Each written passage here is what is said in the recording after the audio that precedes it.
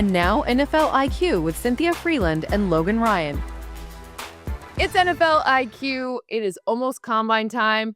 My main man, Logan, my goal of this episode is to make you at least like to go from here with the combine to like here. You don't have to like it yet, but we have to get one step closer. It's coming in a week out. We have some news to get to. So let's get started. Make sure you hit the subscribe, the like, all of the things, because you can't miss a thing this man has to say. Best in the business right here. How's your week been, Logan? It's been great. Recovering from that Super Bowl. I feel like the season has just concluded, and then we're right back at it, starting with the combine. Make sure you subscribe, like. I love this podcast. I think I love the back and forth, and I love the effort and research we put into this. We're not just up here winging it. But I promise you, to our subscribers, there's no way Cynthia's getting me to like the combine after this episode. I've participated in the combine. I played a decade plus in the league. I can't tell you how little the combine has to do with playing a decade plus in the league, but that's what we're going to dive into today. Okay, so first thing, we've had our first fight. We should probably tell everyone about it because Logan did not tell me that his birthday was last week. One of my things in life that I love the most is celebrating other people's birthdays. Don't like my birthday that much, but I like other people's birthdays a whole lot. And you deprived me of the opportunity to celebrate your birthday. So don't you worry, we will get it in there. But happy birthday. Welcome to the second half of, the 30s. It's they only get better, it's great stuff, 35 is a prime year. I got enough, wisdom. I'm not touching 40 yet. I feel like I'm right in the middle of it. Just getting better. I'm telling you. Yeah, I'm telling you, I love it. And look, I postponed my own birthday. My birthday was on Monday the 9th. I was at the Super Bowl from the Tuesday prior all the way through Sunday. I worked the whole game, and then I was on a flight. So by the time I got off my cross-country flight, it was like 6 p.m., and I probably went to bed at 8 p.m. So I decided to push my birthday back maybe. Okay, well, we are not going to let that happen again. That's the last time that ever happens. Next year, the Super Bowl is in Los Angeles, and it's on the 14th, which means you will be in town for the 9th. So we will double dip on it next year. Don't you worry. Anyways, moving on. Let's talk about the combine here, because I think, the underwear Olympics, there's been some interesting things that have happened. There are a lot of boring things that don't actually matter. So first and foremost, the thing I would like to know from your perspective, what's it like? Walk us through what happens, because I'm not sure, we watch the stuff on TV, everyone is excited for fast 40s, etc. But what is it actually like? So you get there and then what? Yeah, look, I don't think the combine's for entertainment purposes, obviously, for TV, for, ratings, for us to get to know the new stars of the league. But if you're not one of those 15 guys that they're going to have a draft commercial for, the combine isn't for the players.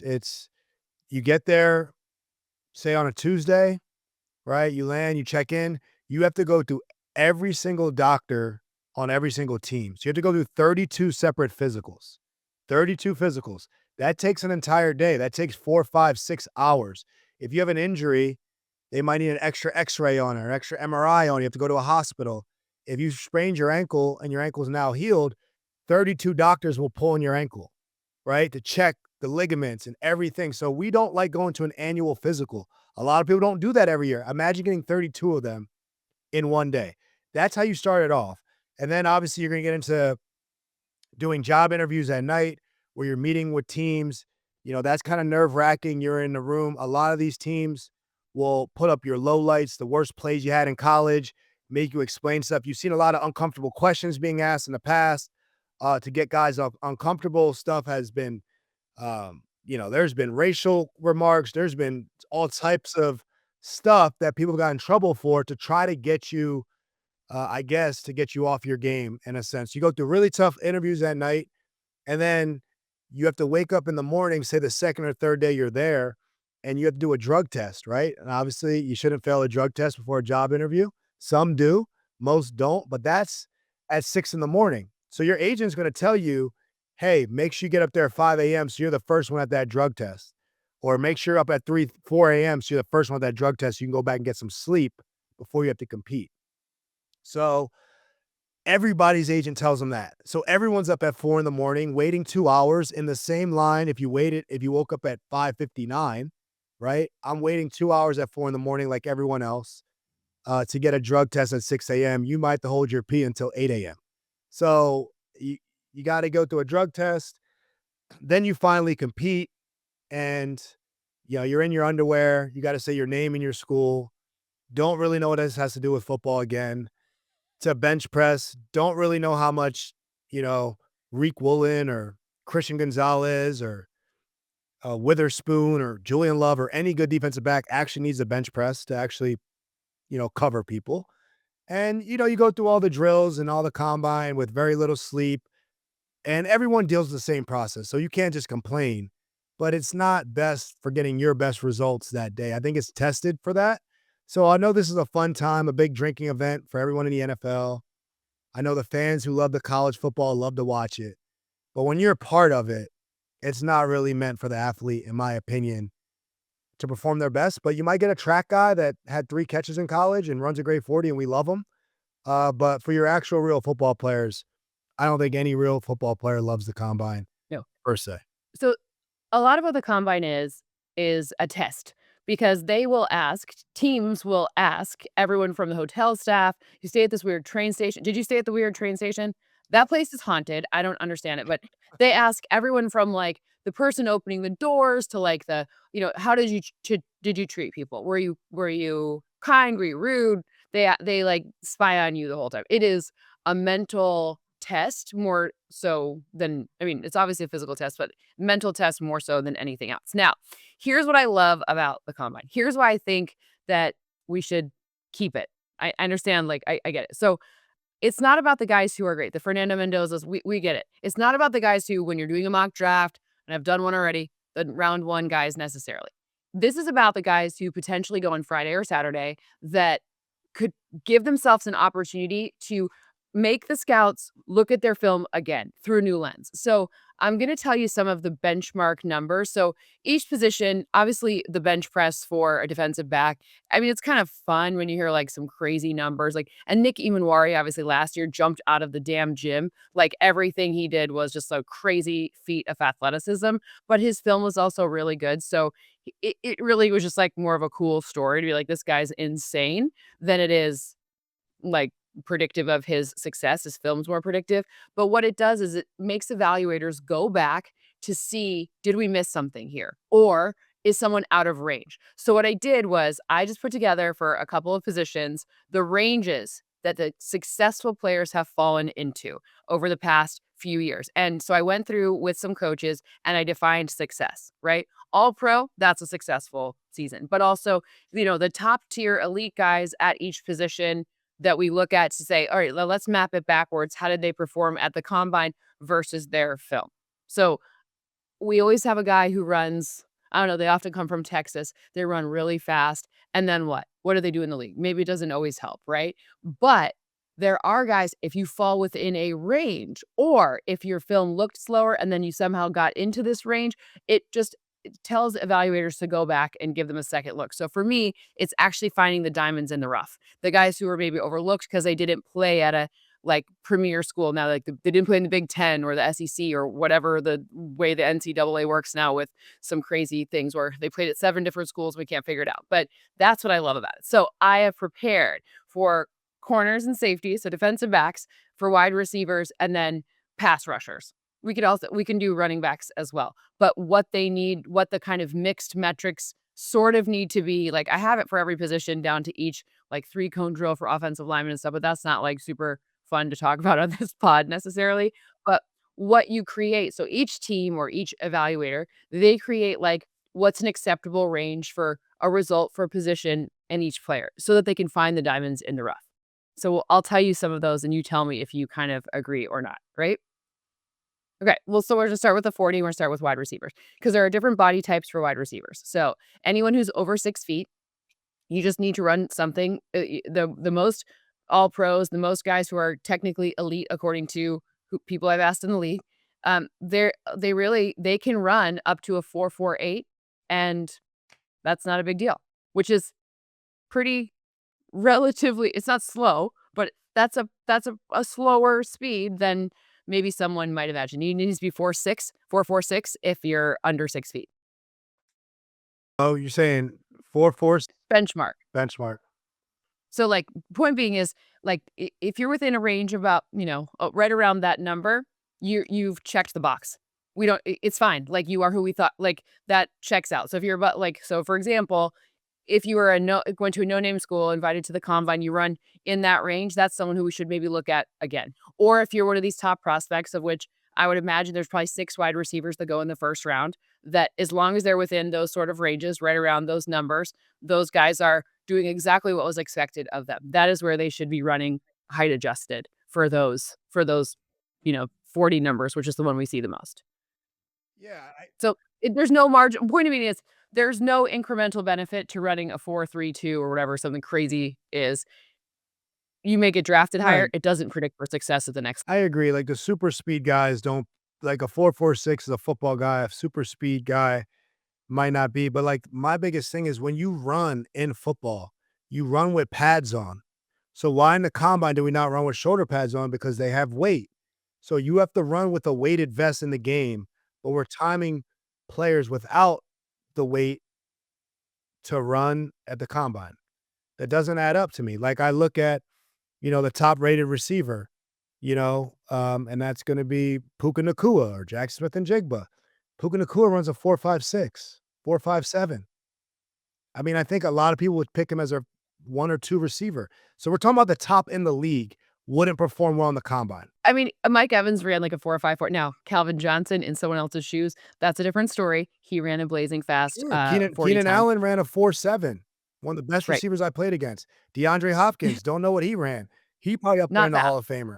So Yes, I'm he talking about didn't the run. guys. I love Nuke. He did not run fast. No, he did not run fast, but he can catch the ball and get open like he did in college and like he did in the NFL for a very long time. So yes, you will have your Julio Joneses, but that's not the majority of the starting receivers that actually start on the game. Like when you're actually, lining up.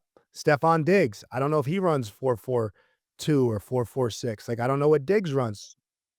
Right. But starting receiver in the Super Bowl. Matt Collins, I don't know what he runs. Starting receiver in the Super Bowl. Cooper Kupp, Super Bowl MVP. What does he run? So if the starting receivers in the Super Bowl don't hit your metric, you wouldn't draft them? It's not that I'm not saying that I wouldn't draft him. I'm looking for what is the Alice in Wonderland rabbit hole marker that makes me maybe see, because the top guys you should already know. If like the scouts spend their entire year watching the guys who play in the Big 10 or Right. Big 12, what like these massive divisions, right? But you can't see everyone equally. So the point is how can you find, so like here's how you can over index. Here's the benchmark of like maybe we missed Right. this guy's film because he went to Toledo and we didn't watch a whole bunch of Maction. You know what I mean? Like that kind of stuff where you're seeing guys who have better results than you might have predicted, in this straight line. That just says, hey, I'm going to go back and watch more film on this kid. It's not a Yeah, yeah, yeah. I'm not saying it excludes thing. I'm saying it's a way to include Yeah. people who you already know the top guys. But you If you don't don't though. already, That's I think that's what we disagree on. I think this is good for mm, you to find the diamonds in the rough, to find these guys that aren't. But there are the top guys that slip because they ran a 4.54 as opposed to Jalen Rager, who comes and runs a 4.42. And let's draft him ahead of AJ Brown and Justin Jefferson and all these other guys who still ran. So my whole point is in the NFL, we have a problem where our draft process is the longest after our season. I watched women's college basketball. When their finals over, I mean, Caitlin Clark's drafted like a week later. And where does she go? Number 1. Like, okay, that's the best player in college basketball. We didn't have 3 months to say, yeah, you know what, this diamond in the rough I really like, or this one girl, or you know what, Caitlin Clark's 3-cone wasn't as good as this person. I think I like this late riser ahead of Kate. No, we're gonna use our eyes in other sports to pick the best prospect. In the NFL, because we make the combine such an event, there's so much time for really good football players to only fall, not so good football players to only grow because of things like the combine. And then well, and then we Justin Jefferson's the guy who I was maybe the most right on in the NFL because I like my metrics for him were off the. he ran a 4.43, just so we're Oh clear, yeah, no, which he's is fast. that's right in that sweet spot, and he's 6'1", I think, or he's over 6 foot, so he's right. But everyone knew he was good. You can fight over ticky tacky. Okay, remember the thing on him was he's a slot receiver only. Clearly that wasn't right. Um, but but point being is, the point here is to create different and like different. It's a formula, right? So you can try to either see if what your scouts and what your eye test Right. said was right or wrong. Now you can fight like these people who fall. I think there's also part of that is who the evaluators are, and I'm not calling anyone out, but there's a reason why certain teams tend to pick towards the top a lot. Maybe they get duped with some of these stories, or maybe they're pickers off, right? Or maybe, and then there's some teams who manage to do very well picking in the 20s, right? Like this is, I would argue, a lot of that has to do with, like, you could hear a lot of chatter, but what is the reality of your evaluation of this person? I think the year after Patrick Mahomes was drafted, or the year after Patrick Mahomes started, so 2 years after he was drafted, when he really became the starter, I have never heard more people lie to my face and tell I had a 1.01 rating on him, blah blah blah blah. And so revisionist history with that. My point is that great. Let's let the teams who want to get duped by the fake noise. And you hear a lot of anonymous sources, anonymous scout. It's like my favorite Twitter part of the combine is like all the anonymous scouts that will talk trash about people, Yeah, anonymous which is not true. But the thing I like about it is I just like, you should already have your rating on, you know any of these top guys, any of the guys that could go first round. Scouts should already have their rating on them for sure. If you like wide receiver one style more than wide receiver two, whatever, but you should already have that. I'm just saying this is how you find the guys who could be the Marlon Humphreys. He went to Alabama, I know, but like he dropped kind of far, and the Ravens were like, we love him, we'll take him. Like, let's go. Turned out pretty well for them. So these are the types of teams that are better at figuring out the metrics around what is a Raven, for example. The Ravens have done it historically very well. Now the Chargers, because Joe Ortiz went over there, whatever. So the people who can define the parameters they're looking for the most, they're the ones that are the most successful. And so when it comes to the 40 time for a wide receiver, that's one that you would put in there. You want the straight line speed. The vert does kind of matter in this case because you do want to know if they can jump or not. It has to match the film, though. All has to sync up. That's the whole thing. Is, am I seeing the same thing? Can you pass this test from what I saw in your film? Or do I have to go back and double check my work? Yeah, and I don't agree with the 40 time for wide receiver, but for the rest of it, um, What about for corners? yeah, I think corners you need a certain level of speed for sure. But I was a 4.5 guy at corner, so I didn't go in the first round. I went in the third round because of my speed. But because I was not a 4.4 guy at corner, that means I had to really anticipate, study, and know what to take away. And honestly, it was my biggest blessing to me knowing what I had to work on, because when you leave college, you do not have an NFL game. Your game is not an NFL level game. You have to work to get better to play consistently at the NFL level. It's a huge jump, right? So it wasn't about how fast I was, it was about my ability to change speeds. Same thing with the top route runners, like, and the top corners. It's their abilities to change speed. The fastest corners aren't the best corners. Richard Sherman, who's gonna be a Hall of Famer, there was not a 4.4 guy at corner. Chris Harris, who's one of the highest rated guys at 5'10", um, consistent all pro guy, Super Bowl champion, was not a 4.4 guy at corner. So it's, He also went to Kansas, which yeah, if went to people weren't Kansas. So watching, he might not have hit your radar, not a big school, might not have the 4.4. So he's a guy that's not going to get drafted high. But if you watch him for 2 seconds, you know he can really play football. So the thing about speed in the NFL is changing speed.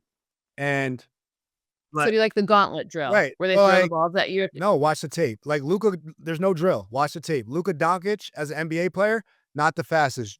Nikola Jokic, not the fastest. They can't jump the highest. Drafted during Taco Bell commercial, right? Reigning MVPs. He can play the game at his speed. So when I say the Cooper Cups, when I say these receivers that are winning Super Bowls, it's not their long-term speed, it's their ability to change speed. Same thing at corner.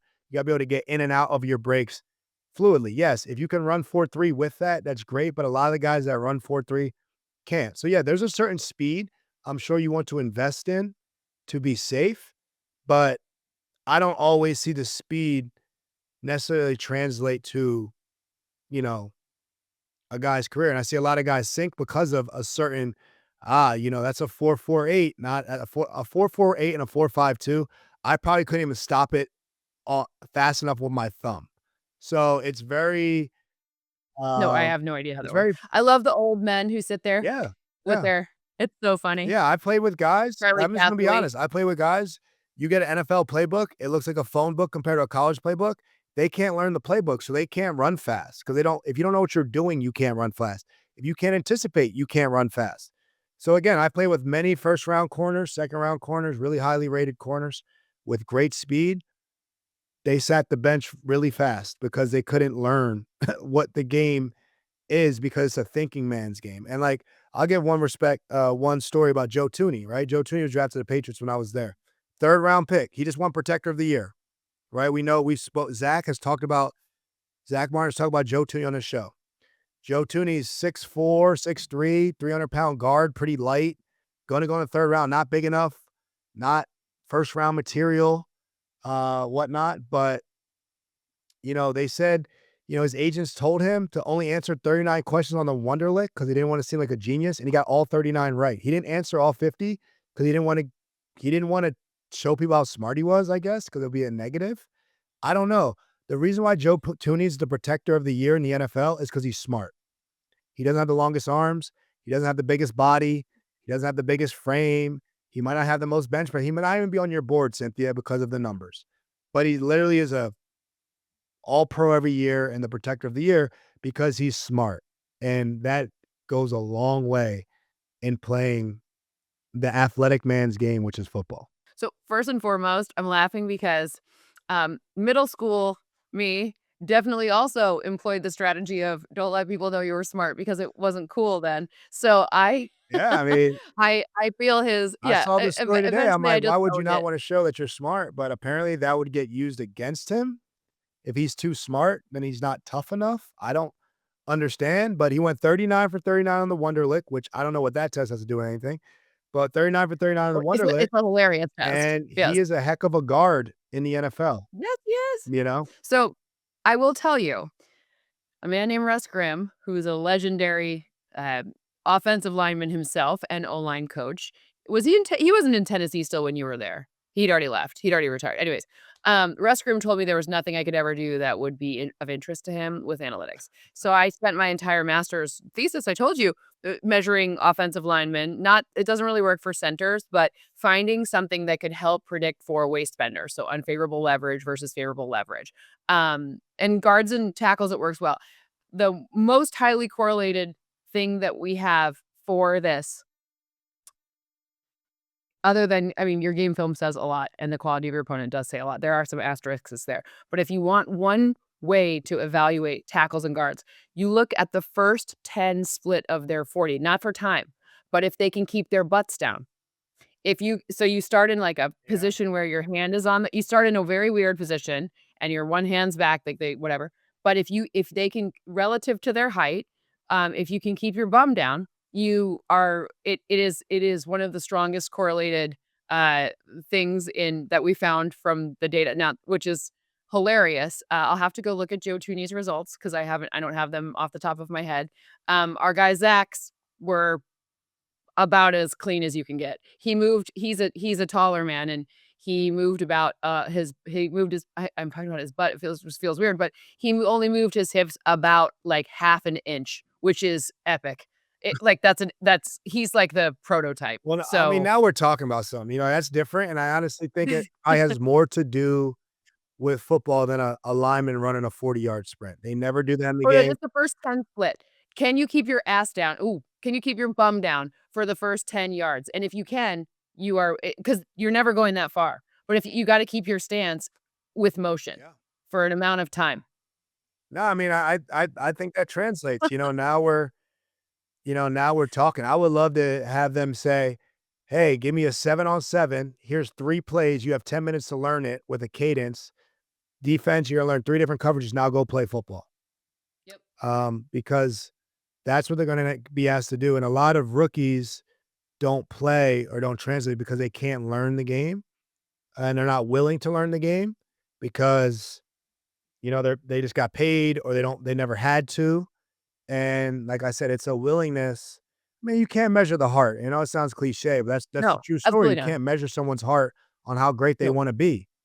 And, from the stories of Tom Brady to anybody else, clearly the combine missed on him, right? Because for those sure. measurements have very little to do with what makes a great quarterback. And I feel 100%. like it's almost like that at every position. So I would love to have Tom I mean, Brady's I take on think the it's combine. I don't think he's a fan of it. So, but I I mean, honestly think they gotta stop showing that picture of him in his yeah, underwear. he's tired Like, of it, right? But I think they're I look, we gotta find ways to make it. I know it's for entertainment, but I also think I wish it was a little bit more about football too. I think that that's what the individual teams now do. Now, I think at least what I see. So my role at the combine, I'm down on the field, um, talking about helping the fans kind of figure out what they're looking at here, right? And it can be tricky because um a lot of stuff, it's kind of like a track and field event. A lot of stuff's happening all at the same time, and then nothing happens, and then something it's an interesting event. But one of the things that I've noticed, some of the changes that I've noticed, the guys don't talk to each other as much. They used to be a far more collegial and talk all the time when they were down there, cheer each other on. Now it's pretty quiet and everyone's on their phones looking down.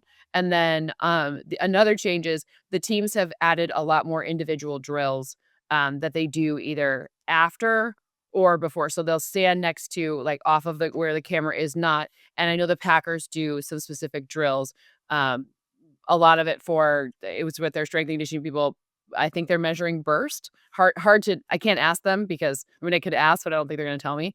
It appears they're measuring burst and ability to, react when change of direction stuff. So teams can actually do specific extra things. Now the kids don't have to participate in them if they don't want to. Um, I have rarely seen someone say no unless they got hurt or, something's wrong, but, the teams have do interesting stuff.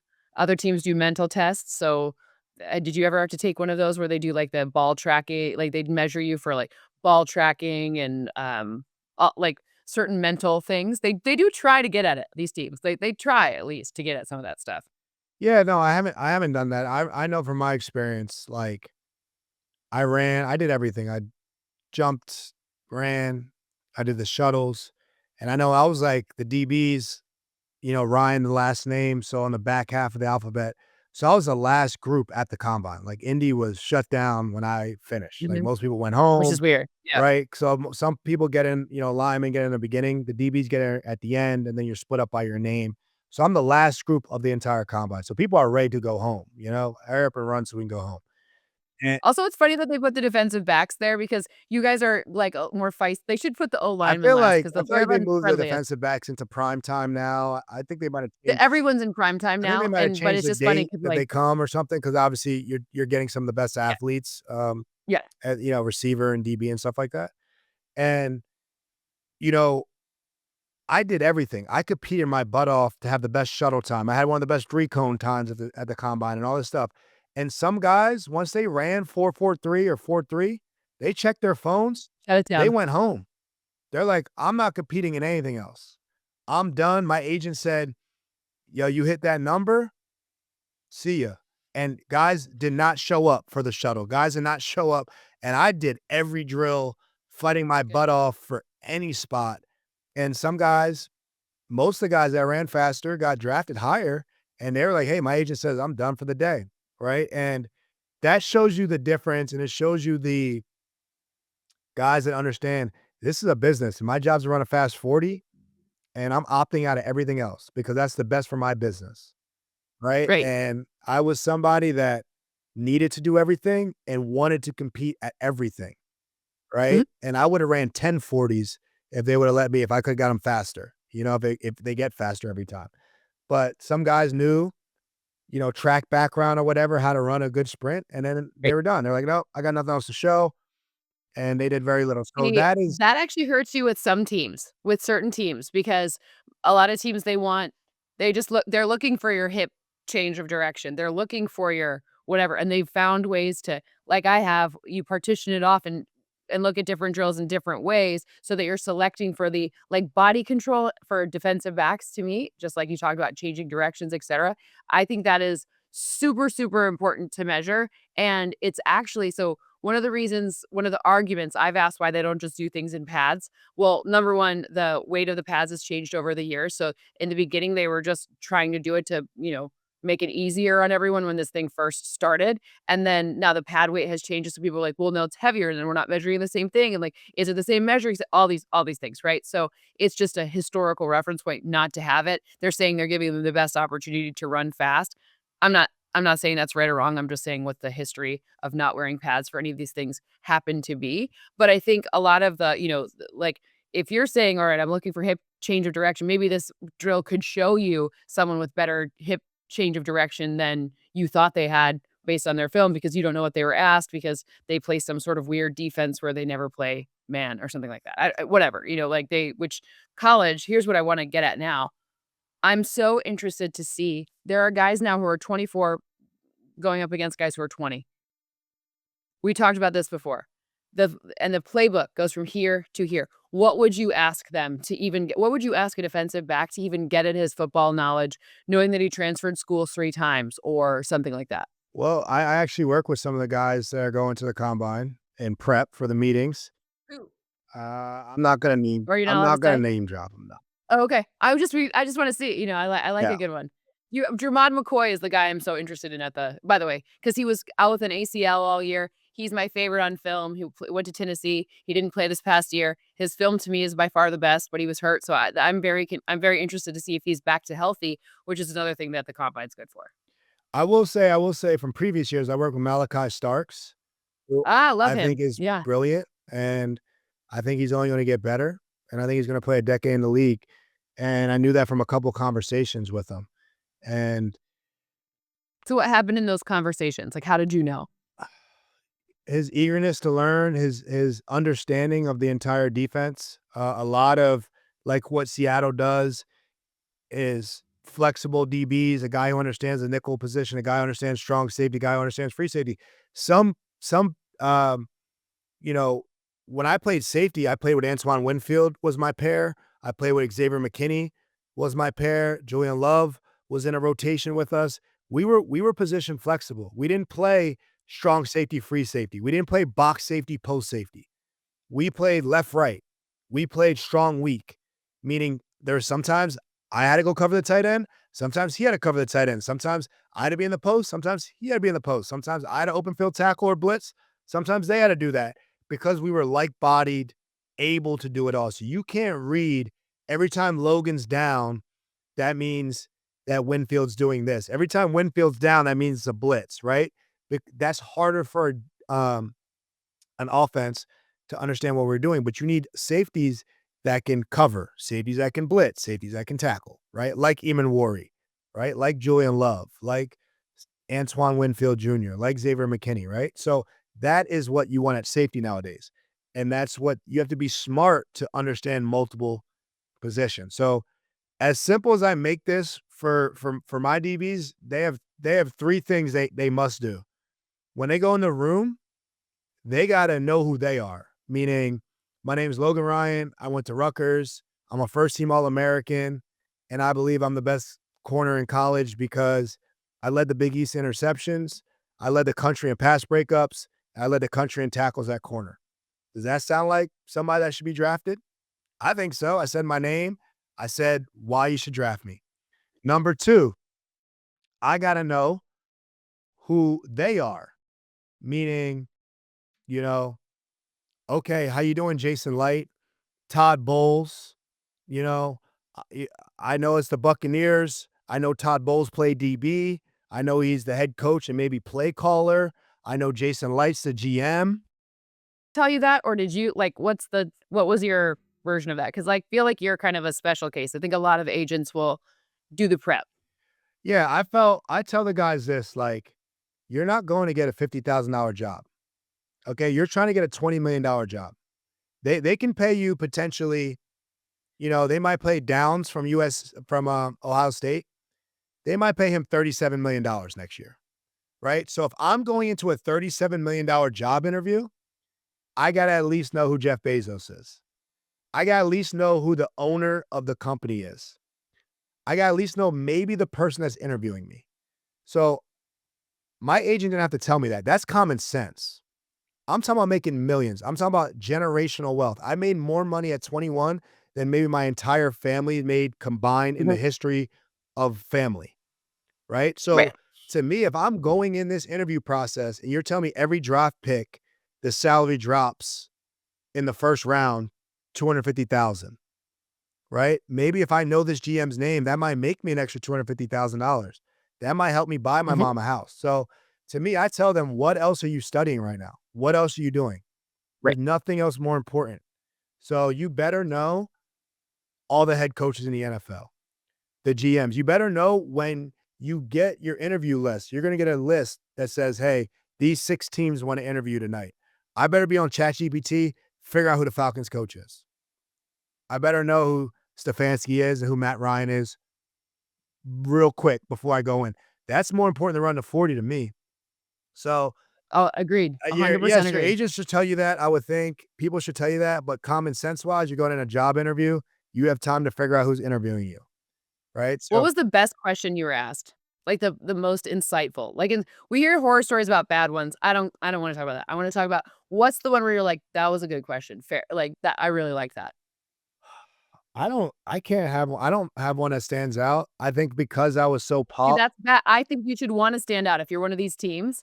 Like, I got interviewed one time when I was doing business school interviews, and a guy was like, "What's the square root of 28?" or something like that. Like, he asked me, like, something crazy like that, like, and you're like, "Okay." I'm like, "I'm happy to answer that, but, like, what does that even tell you about anything?" And I was so angry, but it was to try to throw you off for the next question, right? So, you know, I it was don't remember cute. my best. I was gonna say, like, everything was really short with me because I was on it. They're like, "Okay, this kid's on his stuff." Like, I didn't have a lot of red flags coming out. A lot of obviously, if you have things you have to answer, arrest, or any kind of negatives coming out, your interview's gonna be a little longer. Mine were pretty straightforward. It was about ball. I will say the worst interview I had was the Jags. Like, I went in there, they just got a new coach or new GM. I think they just got a new GM. I don't know if Trent Baalke was their coach or GM or something. That was our GM. Right. So I think Trent Baalke had just got hired, and I went in there and Shad Khan was in there, and his son was in there, and the head coach was in there. I can't remember at the moment. And they went in there and they were like, "So you're pretty smart, right?" And I'm like, "Yeah." My whole thing was I was smart and tough and whatever. And they're like, "Okay." And they're like, "Who's he?" And I was like, "Shad Khan, the owner." "Who's he?" "Oh, that's his son." "What's his son's name?"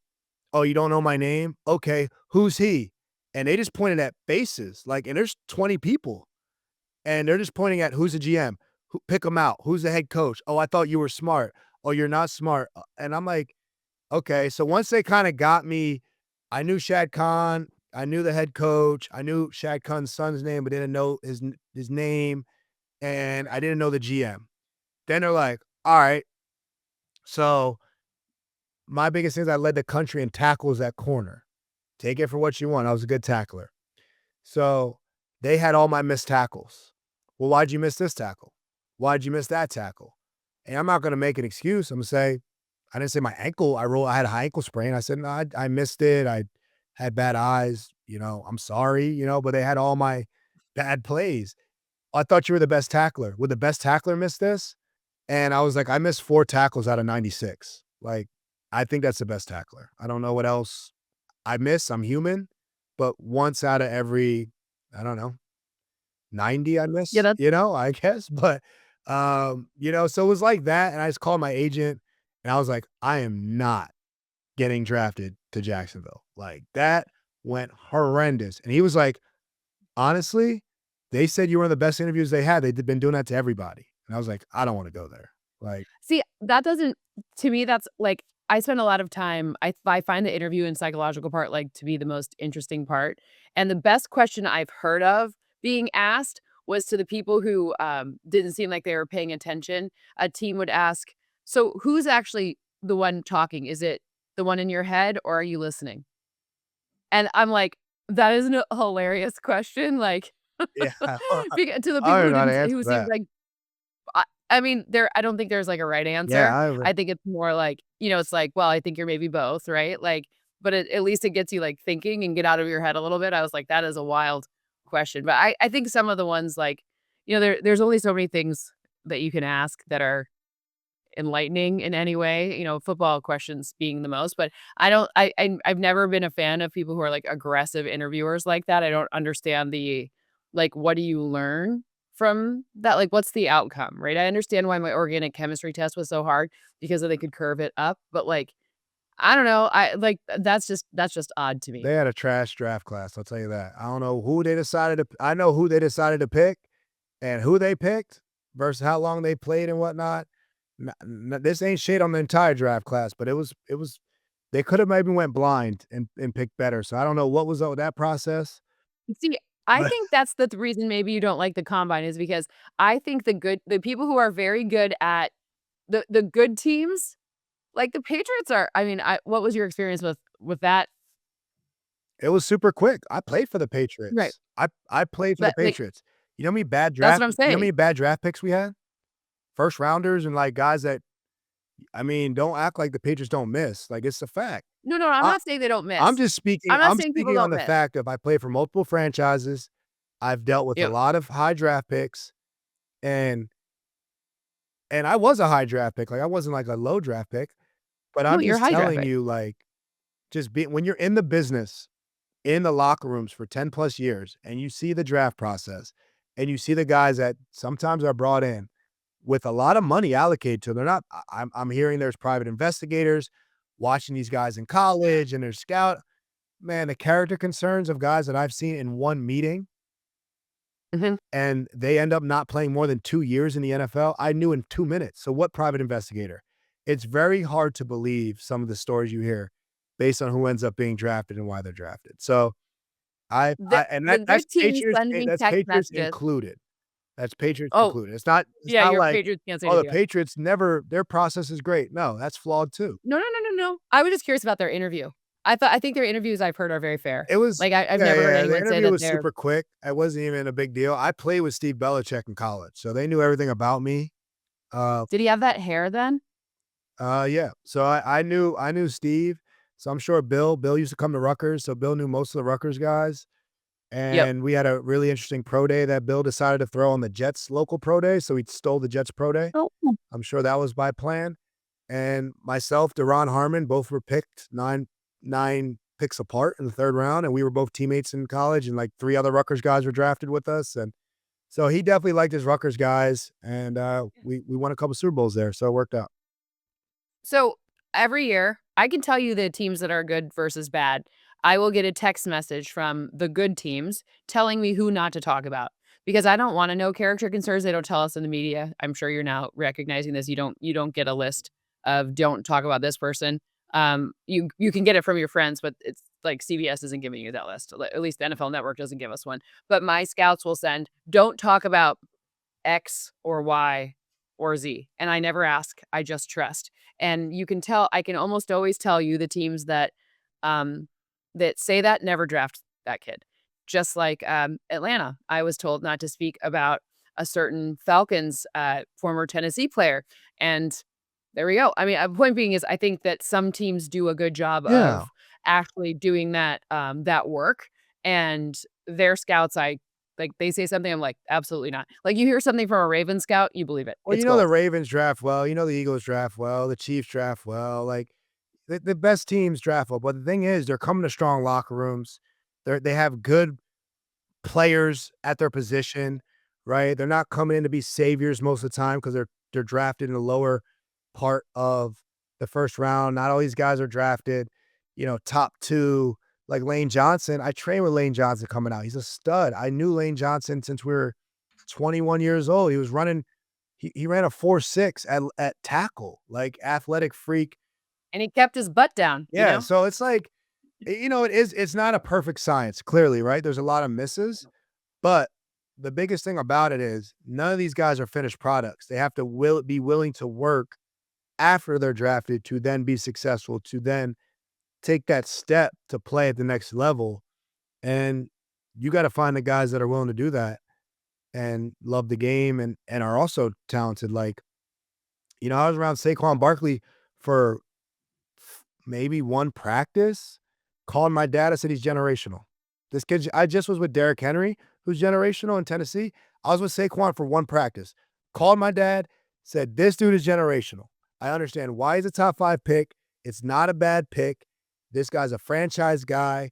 He loves ball. He's marketable. He's smart. He can catch. He can juke. He can cut. He's like the best player on your high school team, the most popular kid in your high school. That's what Saquon Barkley is. He's special. And it doesn't take long to see, yo, this dude is special. And now, Well, Saquon Barkley's one of the faces of the NFL. yeah. So I guess the Derrick Henry point is interesting because the knock on him coming out of college was they had too much tread on the tires. Now playing a lot longer. I think it's important to point out that most guys don't even last 4 years in the NFL. The average NFL career is just under 4 years. So let's just say like the clearly the process is not great. It's not great because it should be longer. It should be, at least invested, Well, a lot of your I like benefits, insurance. you have different benefits once you're vested. So I don't think That's right. I don't think it's a coincidence that a lot of your benefits get vested or some things kick in at 4 years and the average career is just under that because it's a That's different right. level of commitment to you on what you're paid when you retire versus not. So it's a not for long type of league, and there's a lot of reasons why it's only 4 years, less than 4. Okay, so I'm not gonna give up on my love of wanting you to love the combine like me. I gotta rethink my approach to get you in because I haven't done it this episode, but we do need to talk about the fire sale that's happened for the Dolphins. Basically everyone's out of there. I mean, from Bradley Chubb to Tyreek Hill to like, like, you're seeing that as a former player, you're like, "I wanna go there, I don't wanna go there, I think this is interesting, I don't." Like, what's the how do? Because I can tell you what I think about it from an outside standpoint, but what do you think about it from your vantage point?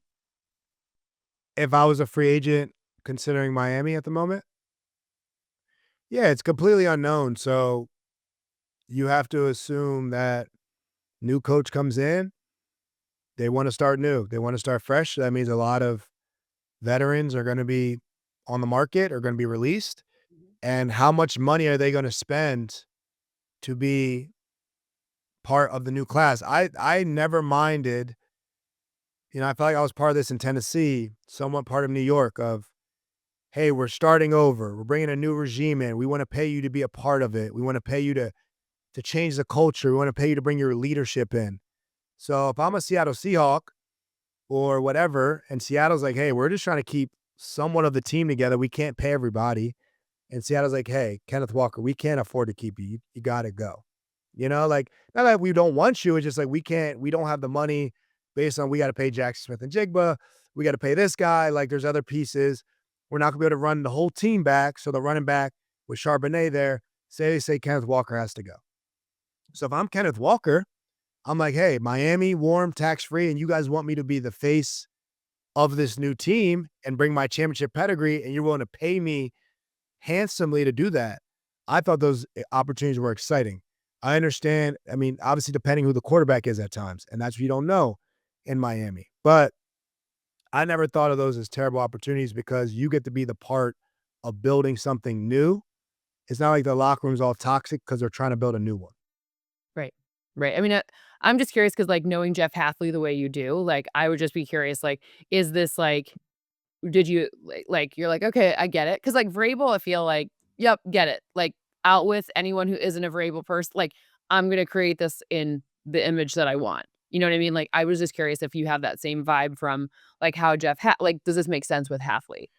You know? Yeah, it's the Packers, right? 'Cause I think the GM has a lot of say in this. I just don't think it's gonna be first year head coach Halfley that's No. dictating everyone's salary, and if Tua stays or go, I do know in the NFL, there are different decision makers that make those decisions, not always the head coach.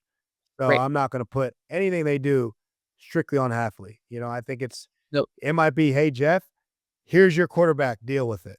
Or, you know, here's what we're doing with Tua, figure it out. Sometimes they're dealt with the hand, they get the hand they're dealt with. So I don't really know in that sense. I know when Vrabel came to Tennessee, I went when Malarkey was there, but a lot of those pieces were already there. Like, Derrick Henry was there, and Jarrell Casey was there, and Taylor Lewan, and the offensive line was there, and they drafted A.J. Brown, who I don't know how he got out the first round. Like, I can't.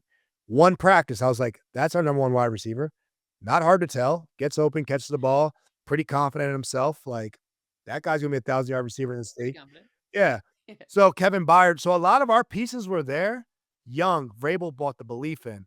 So half But I the mean, and for the Patriots, he brought in a bunch of pieces. I mean, oh, they also had the gold. cap to do it, right? But Struck yeah, gold, right? Knowing exactly who to bring in. So, Halfley's gonna need a class like that. I don't know how much Miami's gonna spend when you're trying to get rid of cap it as well. Tua is the biggest wild card of all of it, right? Because having to spend for a quarter, I don't know the dead money for Tua, but it'd be punitive for them. But teams have done it. See Broncos, So it's uh, we shall see. But I think this could be a year where our free agency brings a lot of changing quarterback locations. Maybe more. We keep seeing more and more. Every single year. I think this is going to be a year where we see a lot. There's just so many new head coaches.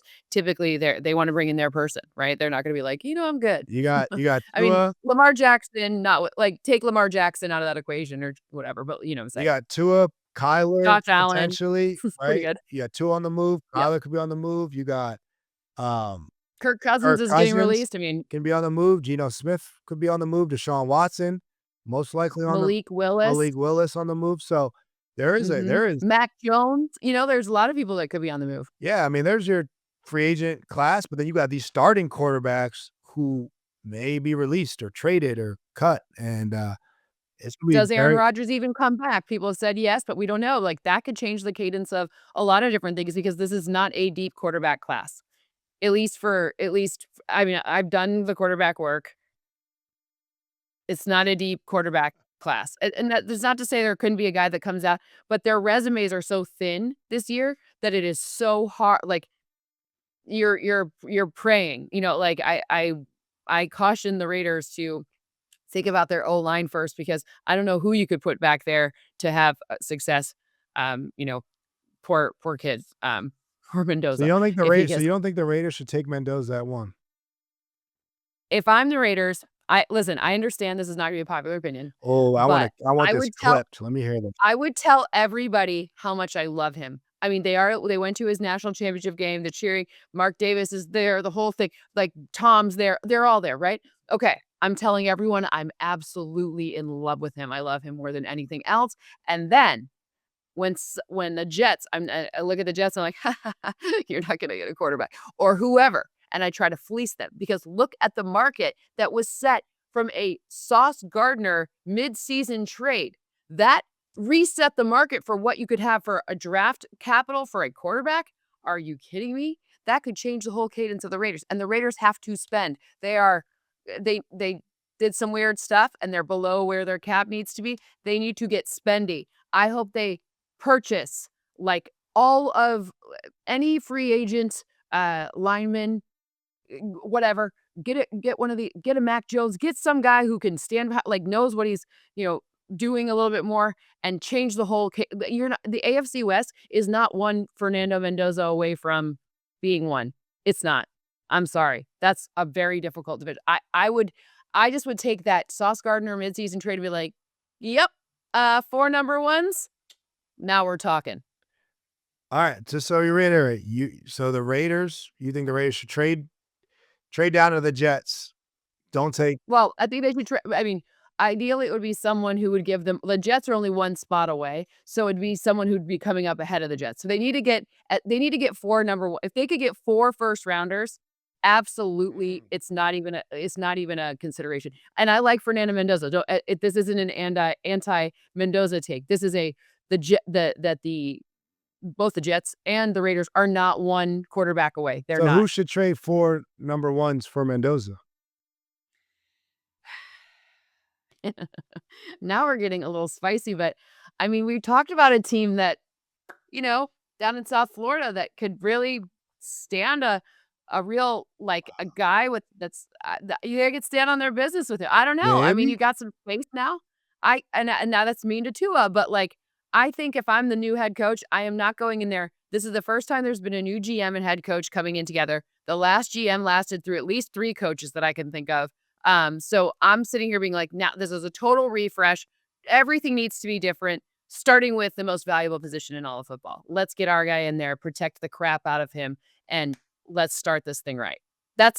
I just think, I don't know. I don't know their cap situation. I'd have to look at it to see what it is now with all these.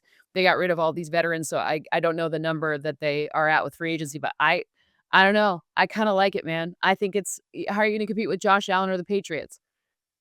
You going to do that with But is Miami in with the Tua situation, the amount of veterans being released, are they in that much of a better position than the Raiders to trade yes. capital for Mendoza and be ready to compete, as opposed to the Raiders not being ready to compete? Name other than okay, there's 2 good tight ends. There's a good pass rusher that doesn't wanna be there anymore, right? Has asked for a trade. Yeah. Who else on that team were you like, "We need to keep that person"? I got Ashton Genty and Brock Bowers. We already said the 2 tight ends. 2 tight Yeah, ends. he's the tight end. So you have the tight end, and I you even have kept Michael and you Mayer. have I would yeah, want yeah, yeah, Michael Mayer in there, and fine. Ashton Genty, and Okay, we'll keep Ashton Genty and too. a Now who so else? you can hand it off. You got a Kolton tight end Miller, throw to, maybe.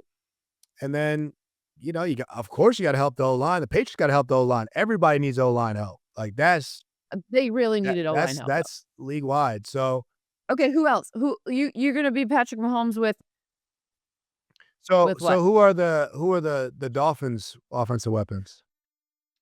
They've got a great running back, Achan. Devon Achane. Yep. I think they have like they're Jalen Waddle's still pretty good. I don't hate their receiving core. I mean, Tyreek Hill's now He's gone, not so there. he wasn't really there. He was hurt for the past couple of years anyways, and it's been weird. Something seems weird there, So if you're right? starting a franchise, would you rather have Genty and Bowers, or would you rather Achan and Waddle? And their defense, I like Seiler. They've got a lot of good pieces. I'd rather the Dolphins. Okay, fair. I think I mean, offensively, both if I'm starting a franchise at this age, the age of those guys, I mean, I don't know. Achan's no slouch. I give him that, but Bowers is better than all those players listed. Oh, no, Bowers is incredible. I don't believe in I think that what the Raiders fielded for an O-line this year is, uh, not not, not good. Well, you get 4 first-round picks. That's traded. I'm almost trading a lot of things for that. I don't know if anyone's trading 4 first-round picks I'm just for, saying the precedent that the Jets well, set that with could be a throwaway. That could the be like, Colts. "No, we're not doing that." Like, Darrelle Revis got, like, 16,000,000 back in, like, 2012 or 2014, and fully guaranteed, and people are like, "Okay, Stephon Gilmore, you're gonna get 14,000,000 because the Revis deal doesn't count, because that we're not I'm that's just not the saying I'm just saying, practice." if that deal existed, I would take it Oh, yeah. in 2 seconds. I would take it in 2 seconds. Because I just don't think they're one I think there's a lot of good free agents. I think there's a lot of potential free agents that could make a huge difference for the Raiders and then build that O-line young. There's some it's weird this year because again, some of these guys are 24 coming out of college. Like, I want the 20-year-olds that are 6'7", all of them. Give me, like, 10 of those. If look, if it happened We'll play like a if it weird new if it style. happens, you called it first, so I'll be looking out for that. Oh, I get The killed by Raiders Raiders trade fans. down, They're I'm like, sure "What?" I think that will be, you called it first. I'll be on it. I'll give you your I'm just credit. telling you, I like I again, it's not an anti-Mendoza take. Let me be very clear. I very much like his game. I liked what I saw. It was very fun to watch him win the national championship. I'm just talking about business. You get 4 first I round get picks, business, yeah. And look, you get that's 4 first-round picks, I agree.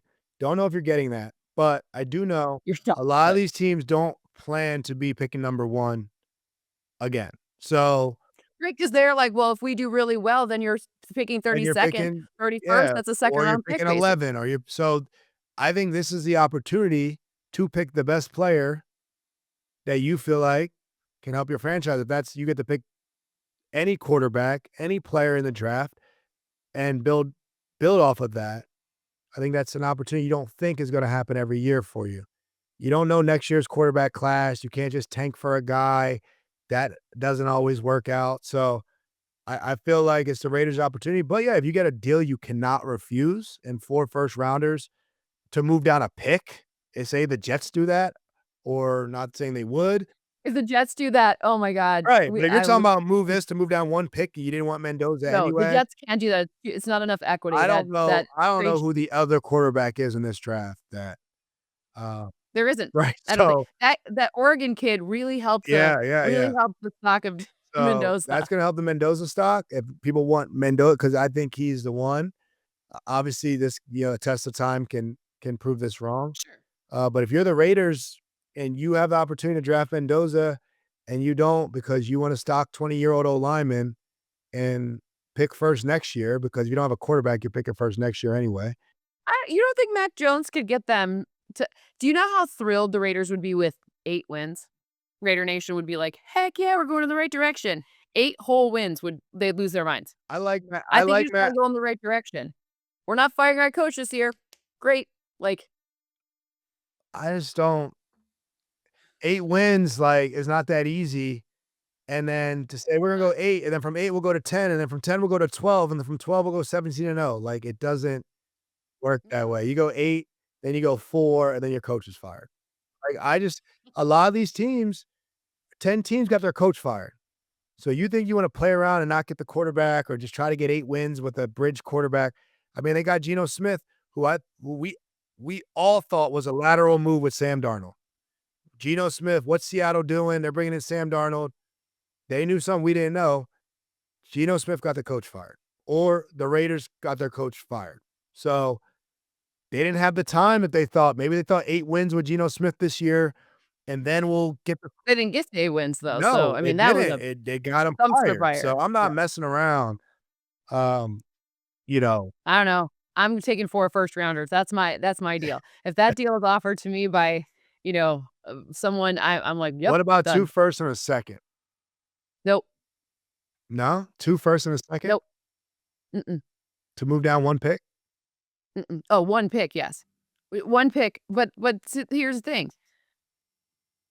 I don't know if I would actually I don't think so, because then the Jets get this quarterback, right? They'd be moving up for that. It's just not enough. Then I don't get a quarterback. My thing is it has to be a big enough amount to overcome missing out on Mendoza. Has there been a trade with 4 first-round picks? So an unprecedented trade you But, would like, take. yeah, That's but we're in an unprecedented situation where I just think that like, how often do you feel like there's only 1? There's usually at least 2 quarterbacks we think are interesting. right. Last year, we said it was light, and, there were more than that. I mean, I don't know what the Browns are gonna do, and I was thinking about that, but, I was like, maybe the Browns wanna trade for it. Just saying. All right, you're The predicting Colts don't have a unprecedented quarterback, trade. went to Indiana. I think the Colts might need that. I agree. 'Cause I don't know if Daniel Jones is healthy yet. I mean, we won't have that information. That's even trickier because at least at the combine, you get they run. Daniel Jones, you just have to, like, do a private workout and be like, "All right, this seems good." The Achilles Achilles too. is tough. From what I've seen quarterback, I'm no doctor, but what I've seen Aaron Rodgers and Kirk Cousins, it clearly took more than a year to come back. Yep. And they both played better this year, a full year removed, 2 years, right, from it, or a full year removed from it, than they did when they came back the next season and all good to go. So clearly, in the recent history of Achilles, I think you gotta look past 1 year with Daniel Jones. Yeah, I think that's true. Anyways, thank you for hanging out, and I'm gonna reconfigure I thought I was gonna tell you, like, these ranges, you're like, "Okay, I was into it, but that didn't work, so now I have to go back to the drawing board and figure out new plays to make you like the combine." We Hey, have one more chance because we'll do it next week. I'm going on, and I'll be there, but I'm gonna back to the drawing go board on figure out that. those I'll see you character next. concerns for us. That's the most important thing. Go let us know good character, bad character. You'll know if I who I don't Hopefully, whose guys, name I don't look, say. I gotta go I never said my 3rd thing. 1, know yourself. 2, know who's interviewing you. 3, you better be able to draw up 1 defense from college. Your defense. Draw up or offense. Draw up a play. Yep, Big yep. letters. That shows confidence. Don't draw tiny little letters on that whiteboard. be able to draw up one defense really well where you know what you're doing and your teammates are doing. That's my advice for those DBs, those defensive players. You do that in those meetings. I think the meetings hold a lot of weight because that's going to tell me how serious you are about this. This is not a $60,000 job you're trying to get. This is a multi-million-dollar job, a This is career. the biggest job interview of your And life. I Yes. would definitely try to know all 32 coaches, or at least the coach is going to interview you by next week. And I think people do that at the barbershop for free. So if you're going to get paid, $20 million a year, maybe you should Great. put some time in at night. We need to ask for more money because I do know all 32 coaches. Anyways, I'll see you in 1 week. The other thing I would tell your defensive backs, be nice to the hotel staff at the train station because every team asks, how did you act at the hotel? There you go. Yeah, man. I think you should be kind to everybody. It's not no reason you shouldn't be. So I agree. Listen, I'm from the Midwest. We get it. We're not Everything I've been told to be meaner. It's a thing. I'm not really, but that's another one. They're all getting tested on every aspect of it. I would tell them to look people in the eye. That's the thing I have really. noticed about these recent guys. Look people in the eyes. They don't. It's a lost art. They'll be like, Yeah. you're like, That's not sir, that might be hello. a generational thing. It is, but that's why I think looking people in the eye would go so much further because if no one else is doing it, now you stand out for being a normal dude. Unless you run 4.2, then you can do whatever you want. That's right. Unless you run a 4.2, then all bets are off. All right. Have a good week. I will see you next week. This is NFL IQ. Make sure you subscribe, like all the things. We'll see you next week.